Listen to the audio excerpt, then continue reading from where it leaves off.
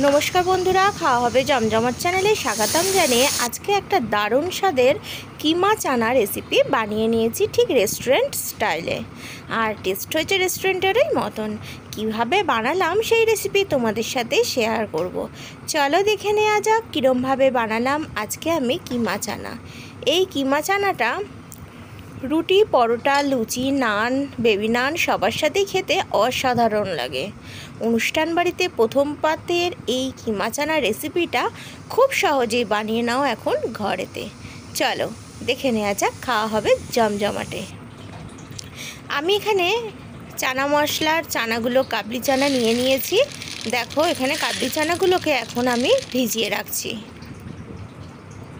ভালো করে ধুয়ে নিয়ে হাফ চামচ মতন খাবার সোডা দিয়ে ওভারনাইট আমি ভিজিয়ে রেখে দিয়েছি।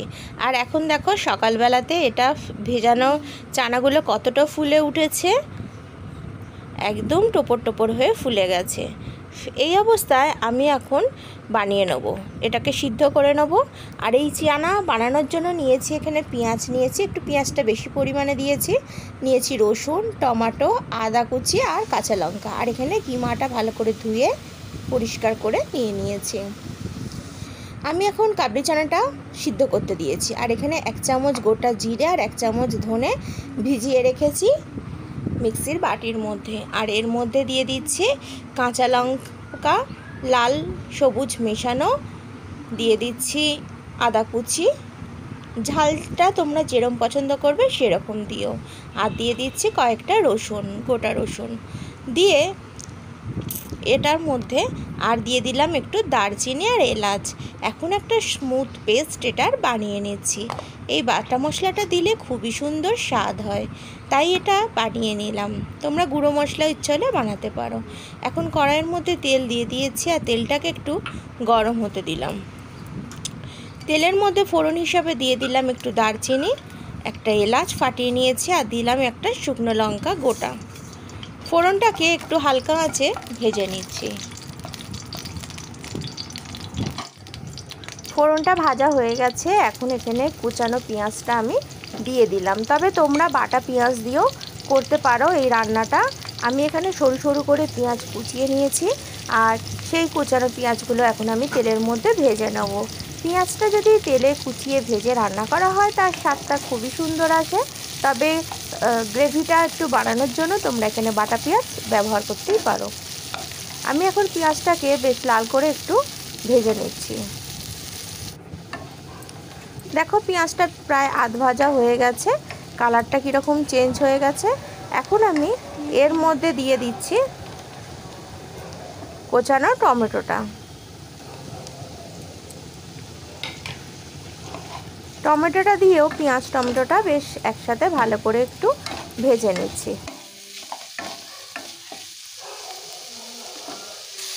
পেঁয়াজ টমেটোটা ভাজার সাথেই আমি এর মধ্যে দিয়ে দিলাম একটু নুন, যাতে টমেটো পেঁয়াজটা সুন্দরভাবে নরম হয়ে যায়। নুনটা দেওয়ার পর বেশ ভালো করে একটু মিশিয়ে নিচ্ছি। এখন এই কিমাটাকে আমি পেঁয়াজ টমেটোর মধ্যে দিয়ে দেবো।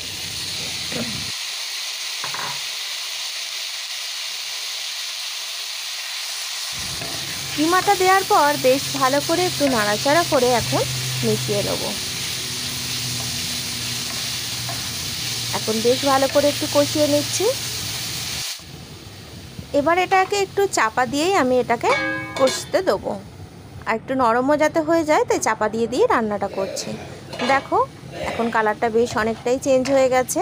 আবার একটু নাড়াচাড়া করে মিশিয়ে নেবো, ওপর নিচে করে নিচ্ছি।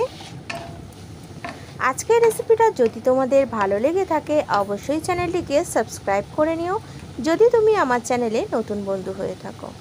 যে বাটা মশলাটা রেডি করেছিলাম সেটা এখন দিয়ে দিলাম। আর এর মধ্যে দিয়ে দিচ্ছি মিক্সির বাটি ধোয়া একটু জল। আর দিয়ে দিচ্ছি রঙের জন্য হলুদ গুঁড়ো, দিয়ে দিলাম কাশ্মীরি মির্চি পাউডার যাতে কালারটা খুব সুন্দর আসে। এখন বেশ ভালো করে একটু নাড়াচাড়া করে সমস্ত মশলাটা মিশিয়ে রান্না করে নিচ্ছি।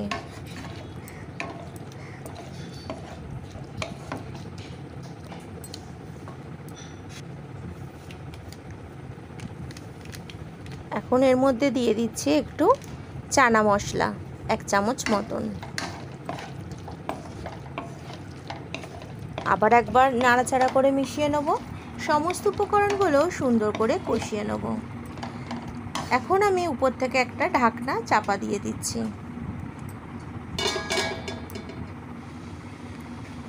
5 মিনিট পর ঢাকাটা তুলে দেখাচ্ছি। দেখো কতটা তেল রিলিজ হওয়া শুরু হয়েছে। এখন আবার একটু নাড়াচাড়া করে নিচ্ছি, নিয়ে এটাকে বেশ ভালো করে মিশিয়ে নিচ্ছি। এটাতে চাপা দিয়ে দিয়ে রান্না করলে এর থেকে তেল রিলিজ হবে আর সুন্দরভাবে কষেও যাবে আর কিমার অংশগুলো বেশ সুন্দর সফট হয়ে যাবে। এখন বেশ কষানো হয়ে গেছে আর দেখো তেল ছেড়ে গেছে মশলা দিয়ে। এই অবস্থায় সিদ্ধ করে রাখা চানাগুলোকে আমি দিয়ে দিলাম। তোমাদের হাতে চিপে দেখিয়ে দিচ্ছি ঠিক কতটা নরম করেছি। দেখো ভিতরটা পুরোই নরম হয়ে গেছে কিন্তু উপরটা সম্পূর্ণ গোটা রয়েছে।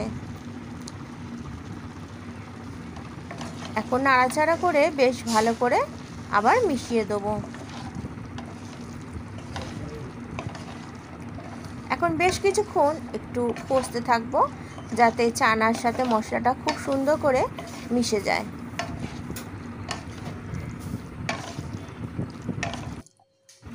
বেশ ভালো করে কষে নিয়েছি, একটু আবার চাপা দিয়ে দিলাম।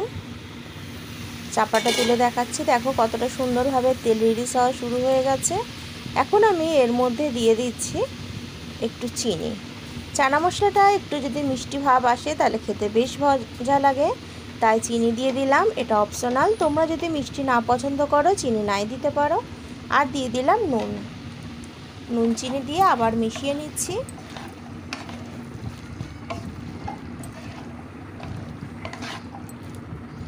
এখন বেশ ভালো করে মশলাটা আমার কষানো হয়ে গেছে। এখন এর মধ্যে গরম জল দিয়ে দিচ্ছি, তবে খুব বেশি জল দেবো না কারণ আমার চানাগুলো তো একেবারেই সিদ্ধ করা আছে সুন্দর করে। জাস্ট একটু গ্রেভি বানানোর জন্য আমি অল্প পরিমাণ জল এখানে দিয়ে দিলাম। এবার জলটা দিয়ে এখন আমি চাপা দিয়ে দেবো উপর থেকে,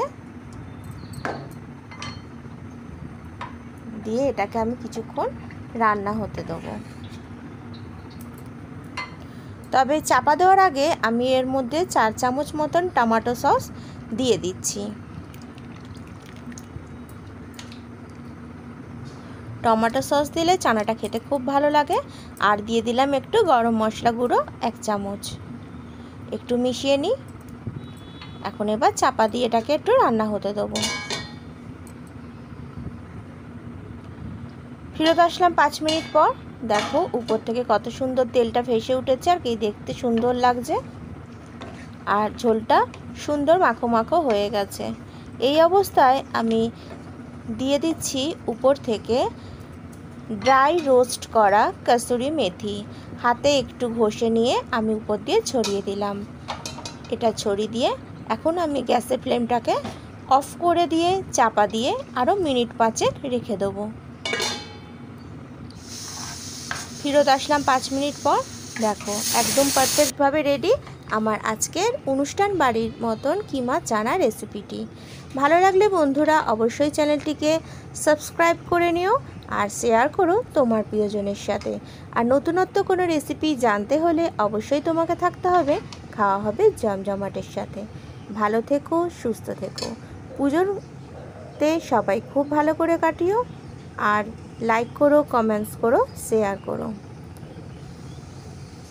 শুরু থেকে শেষ পর্যন্ত ভিডিওটি সম্পূর্ণ দেখার জন্য, খাওয়া হবে জমজমাটের সাথে থাকার জন্য তোমাকে জানাই অনেক অনেক ধন্যবাদ। আবার দেখা হবে অন্য কোনো দিন ঠিক সন্ধ্যে 7টায়। এখানেই আজকের ভিডিওটা শেষ করলাম।